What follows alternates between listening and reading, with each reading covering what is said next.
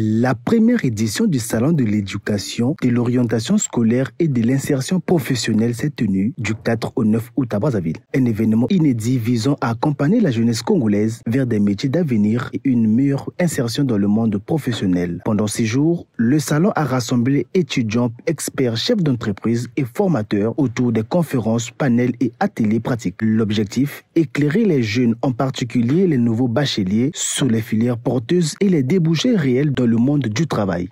Le but principal de cet événement était d'orienter les jeunes. Aujourd'hui, beaucoup de jeunes faussent leur parcours universitaire à cause du manque d'orientation. Nous avons eu notre bac, oui, mais qu'est-ce qu'il faut faire après? Et il faudrait qu'il y ait des gens, des savants ou non, qui vous accompagnent dans votre choix, dans la façon de tracer votre destin.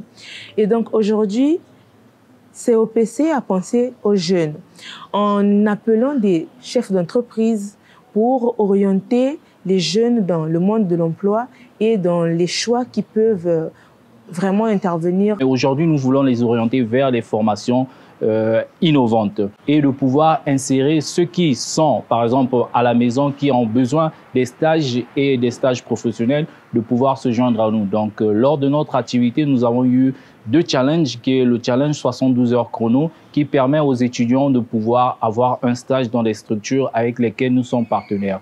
Et le challenge Pitch ton projet de soutenance, c'est un challenge en fait qui permet aux étudiants qui ont des projets de pouvoir convertir leurs projets en entreprise et de voir dans quelle mesure, avec des partenaires dont nous travaillons, de pouvoir investir dans leurs projets afin que ces projets soient réalisables. Parmi les thématiques abordées figurent l'orientation scolaire, la réorientation professionnelle, l'égalité des chances, mais aussi les attentes du marché de l'emploi. Des interventions de qualité ont permis aux participants d'acquérir des outils pour construire un projet professionnel cohérent et adapté à la réalité économique du pays.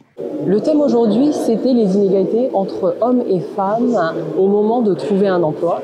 On a pu faire le point sur quelques freins. On a vu qu'essentiellement, le frein était encore d'ordre culturel parce qu'au niveau des entreprises, bien qu'il y ait des cas particuliers, mais beaucoup d'entreprises étaient disposées à recruter des femmes à partir du moment où elles avaient le profil recherché, les compétences, mais aussi le savoir-être. Ce que j'ai retenu de cet événement pour lequel moi-même j'ai été panéliste, c'est qu'il faut comprendre que toutes les questions liées à l'orientation, à l'éducation, à l'insertion professionnelle révèlent d'un travail sur soi.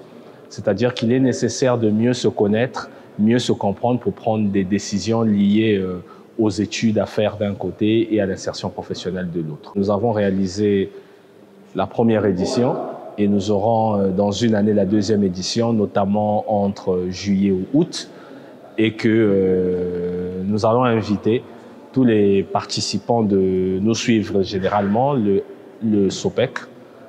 Et notre objectif, ça sera qu'il y ait encore plus de monde. Les échanges ont été riches et interactifs, notamment grâce à la participation active des jeunes porteurs de projets et d'étudiants venus rencontrer des professionnels et échanger sur leur parcours.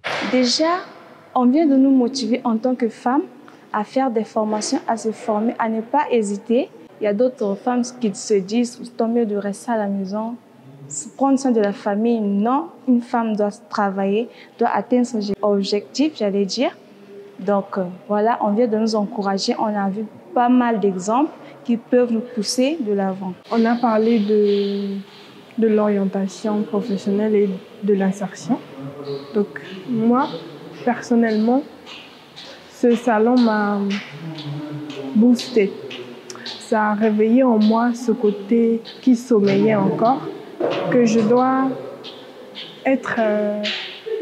me surpasser, je dois me former, je ne dois pas m'arrêter à ce que j'apprends à la base, mais je dois plus me former pour acquérir des compétences qui me seront utiles pour intégrer le monde professionnel. Installé entre un village étudiant, un espace dédié aux entrepreneurs et des conférences de haut niveau, ce salon a posé les fondations d'un écosystème éducatif et professionnel durable en République du Congo. Un accès promoteur qui laisse autrefois une 2e édition potentielle annuelle pour accompagner la jeunesse congolaise dans sa quête d'avenir.